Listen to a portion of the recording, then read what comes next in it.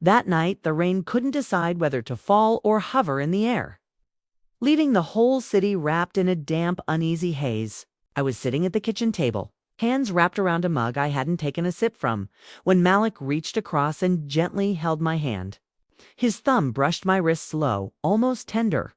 Then he whispered the words that made every hair on my arms rise. "Only 3 days, Raina. 3 days, and finally everything's mine." My breath stalled, because the smile he gave me afterward, it wasn't the smile of the man I once loved. It was the smile of a man who believed he had already won. I share new life stories here every day, and I would really appreciate it if you hit subscribe and liked my video. Now, let's jump back into my story. I sure you love it. If you keep listening till the end and tell me from which part of the world you are watching this story. I am interested to know how far away this story travel. I swallowed, trying to push down the fear rising like water in a flooding basement. Malik had been off for weeks, secretive phone calls, late nights where he claimed business, and a strange confidence that wasn't the man I'd built a life with. But tonight, those words confirmed what my gut had been warning me. Something was coming. I had only 3 days to figure out what dot. I slowly pulled my hand from his. "What do you mean, everything's yours?" He tilted his head, that eerie half-smile returning. Malik had always been beautiful, dark-skinned, with eyes as intense as a storm-churned ocean. But now, that beauty felt like a mask. "You'll see," he murmured before standing up and walking toward the hallway. "Don't worry about it." But I was worried. Terrified, actually. The moment he disappeared into the bedroom, I reached for my phone. I didn't know who I was calling my sister Janessa, my best friend Tori. The police? I didn't even know what I would tell them. "Hi, I think my husband is plotting something, but I don't know what." They'd laugh me off the line, but then a notification appeared. A message. From an unknown number, "He's moving faster than planned. Be ready." My stomach dropped. Be ready for what? I typed back immediately. "Who is this?" No reply. My hands trembled as I locked my phone. Malik came back into the kitchen, shoulders relaxed like he hadn't just delivered a threat disguised as a promise. He opened the fridge, whistling a soft tune. Casual, normal. But nothing was normal anymore. "What's wrong, Ray?" he asked over his shoulder. "Nothing. Just tired." He chuckled. "Well, you better get some rest. Big weekend ahead." I didn't respond. Couldn't. Because the way he said it confirmed everything I feared. In 3 days, something was supposed to happen to me. And whatever it was, he was excited about it. Later that night, I lay in bed pretending to sleep. Malik's breathing eventually deepened, each rise and fall of his chest steady and calm. I stared at the ceiling, tears brimming, my mind racing. If something was going to happen in 3 days, I had 72 hours to save myself. At 2:17 a.m., I made a decision. A dangerous one, but a necessary one. I slipped from the bed, grabbed my coat, and crept into the living room. I pulled out a small metal lockbox from beneath the couch, the one Malik didn't know existed. Inside was a flash drive, something I'd kept hidden for months. Something Malik could never find, because I had secrets to dot. And if Malik thought everything would be his in 3 days, he had no idea what I was capable of. Asterisk, the sun wasn't even up when I slipped out of the apartment, hugging my coat tight against the cold. Every step felt like I was walking through thick fog. Every shadow, every passing car made me flinch. Malik's words wouldn't stop echoing in my head. Finally, everything's mine. I replayed that twisted smile over and over, each time feeling another piece of my trust break away. If you're here reading part 2, don't forget to hit that subscribe. These stories grow deeper with every chapter. I didn't go to my sister's house. I didn't go to my mom's. I couldn't risk putting family in the middle of something I didn't yet understand. Instead, I drove across town to a place Malik rarely thought about, my childhood neighborhood, at the edge of the block. Beneath a flickering street lamp stood the one person I trusted enough to bring the flash drive to. Darius Thornton, childhood friend. The man who used to walk me home from school. a quiet, sharp-eyed tech genius who now works security systems for half the city. He opened the door before I even knocked. "Ray, it's 6 in the morning. What's wrong?" I stepped inside, locked the door behind me, and whispered, "I need your help, and I need you to not ask too many questions yet."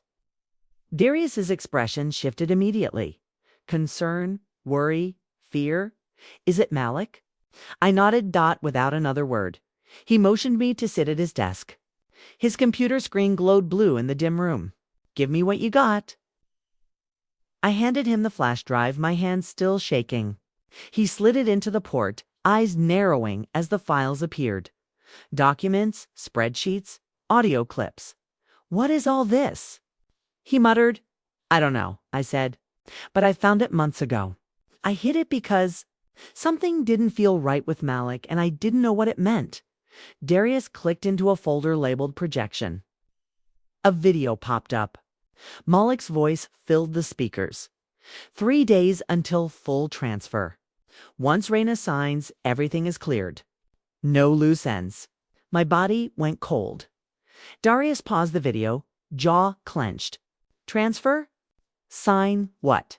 "I don't know," I whispered harshly. He never said anything. No documents, no meetings. But he said something last night. He said everything would be his in 3 days. Darius leaned back, face growing darker. "Ray, look at this." He opened a second file. A scanned contract.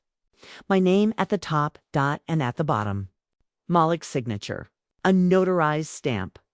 Dated next week. I never signed this. I breathed. "That's the problem," Darius said quietly. "This looks like he's setting up something to force your consent. Or fake it." The room spun. My husband. My partner. The man I loved for 8 years. Planning to take everything I owned, my inheritance from my grandmother. My house, my business, asset sand. Erase me from the picture. "But why?" I whispered. Tears burning at my eyes. Darius hesitated. "Ray, there's more." He clicked open an encrypted audio file. Malik's voice again. "After she signs, it doesn't matter what happens. Just make it look like an accident. I'll be out clean." I covered my mouth to keep from screaming. Malik wasn't just planning to steal everything. He was planning to get rid of me. My heart pounded, so hard I thought it might burst. The room felt small, suffocating. Darius knelt beside me. "Raina, you need to go to the police." "No," I whispered. "Not yet. If Malik figures out, I know he'll move faster. I need to understand who he's working with. That unknown number that texted me. Someone else is involved." Darius nodded slowly. "Then you stay here. You don't go home. Not while he's planning this." But I shook my head. I have to go back. If I disappear suddenly, he'll know something's wrong. I need to pretend everything's normal until we know the full plan.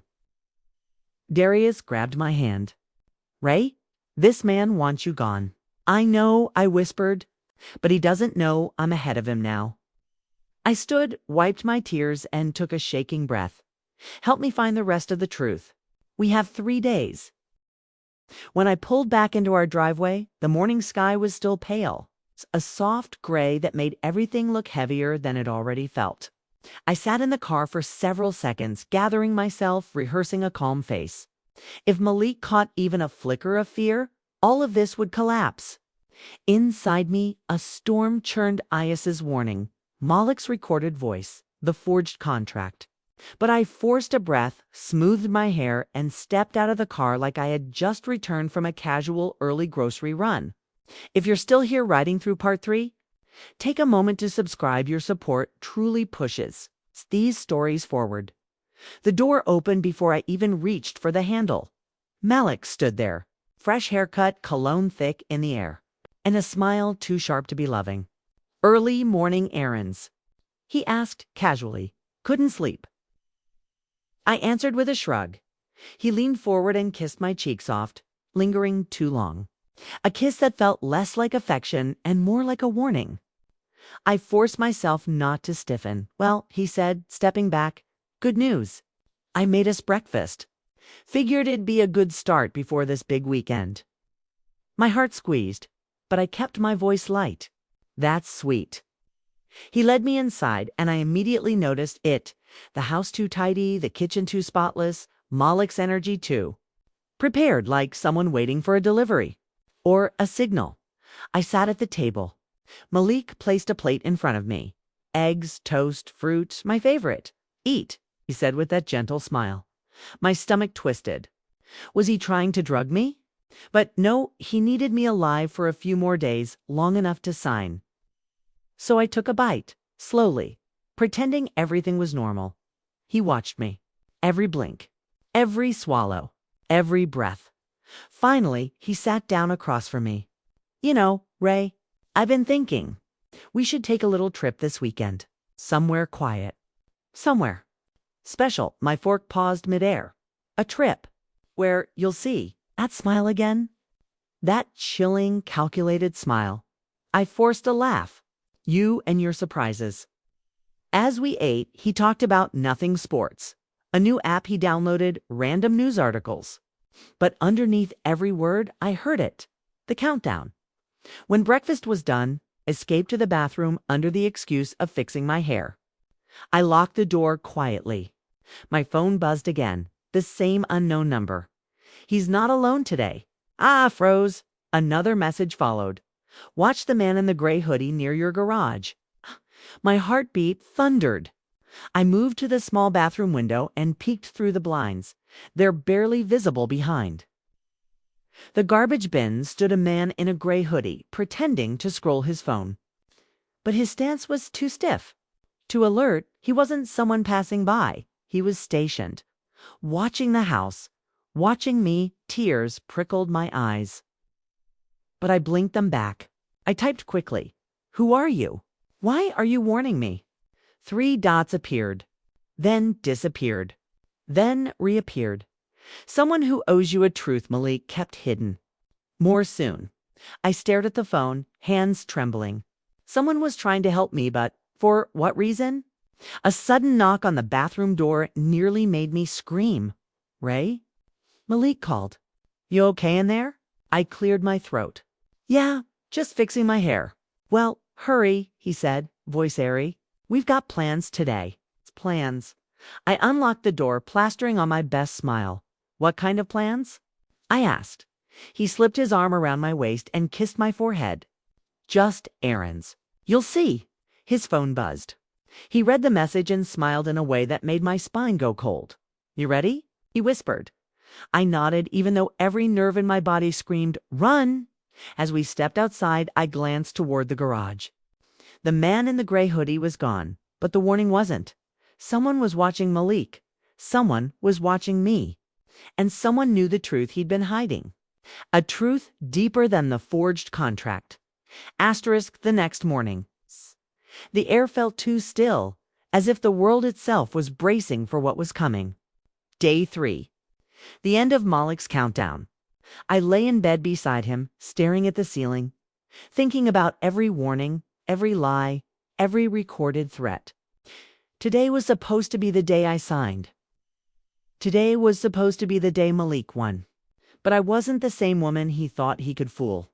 If you made it all the way to part 4, make sure you hit that like and subscribe. Stories like this keep our channel alive. I slipped out of bed and walked quietly into the kitchen. The house was too quiet, too prepared. Malik joined me moments later, smiling like a man with victory in his pocket. You ready for our little trip? He asked, leaning against the counter. I forced a soft smile. Where are we going? You'll see, he said again, like a rehearsed line. Just sign a few things before we leave, and then the fun begins. There it was. The signature. The contract he forged. His perfect little plan.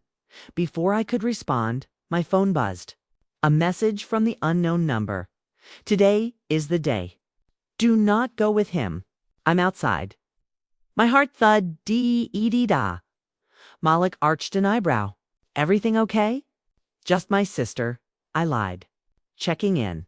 He nodded slowly, watching me too carefully. He knew something was shifting. He could feel it. Predators always do. We left the house around noon. I could see the black SUV parked across the street, the same vehicle from days before. But this time, the passenger window lowered just an inch. A signal. Someone truly was watching us. Malik didn't notice. He drove us out of town, past empty fields and abandoned warehouses.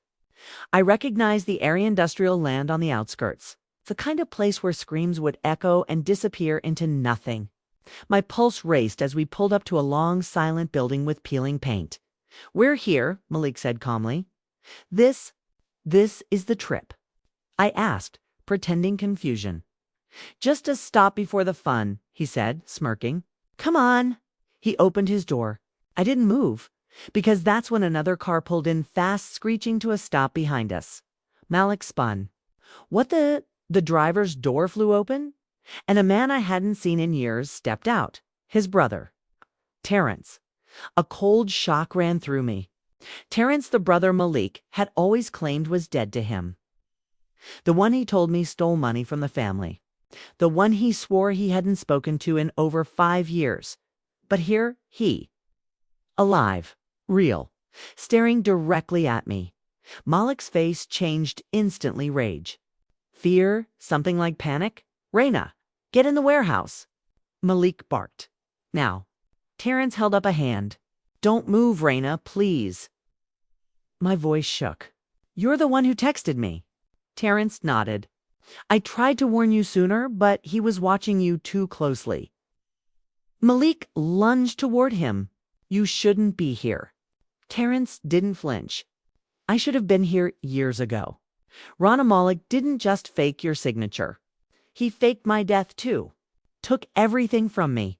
And now he's trying to do the same to you." My breath caught. Terrence stepped closer. "He's been planning to get rid of you the moment he got access to your assets," Malik snapped. "Shut up." He reached inside his jacket. Terrence yelled, "Raina, get down." I dropped, heart bursting, as Malik pulled out a gun, but before he could fire, Terrence tackled him. The two men crashed against the concrete, grunting, fists flying. I scrambled to my feet, trembling so hard I could barely move. "Raina?" Terrence shouted. "Run to the car. Call 911.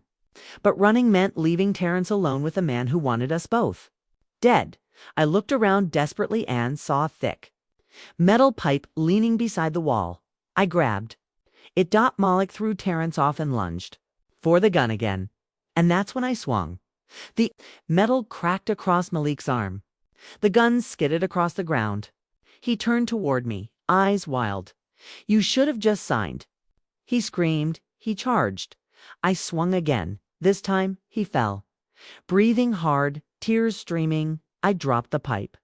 Terrence grabbed the gun, keeping it trained on Malik's unconscious body. "It's over," Terrence said quietly. "You did the right thing." Sirens wailed in the distance. Someone must have called for help. I looked at Terrence, my voice breaking. "Why? Why help me?" He swallowed hard. "Because you helped him. You believed in him. And I couldn't let him take another good person down." As police arrived, the weight of everything finally hit me. Malik's lies. His plan, his greed, his smile.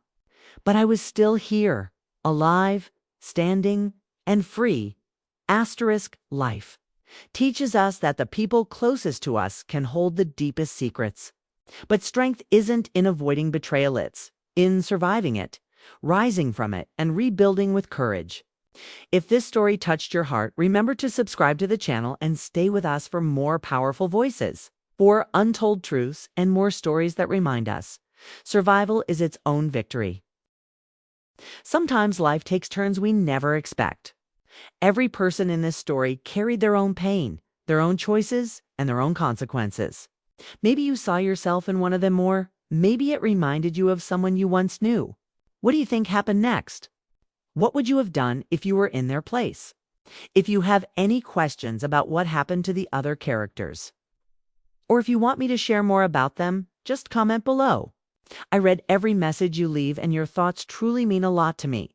And if this story touched your heart, inspired you, or even made you think differently, please take a second to like this video and subscribe to the channel.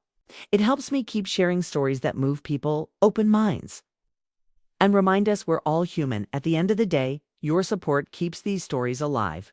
Thank you for watching, for feeling, and for being part of this journey. More powerful stories are coming soon. Stay tuned and stay kind.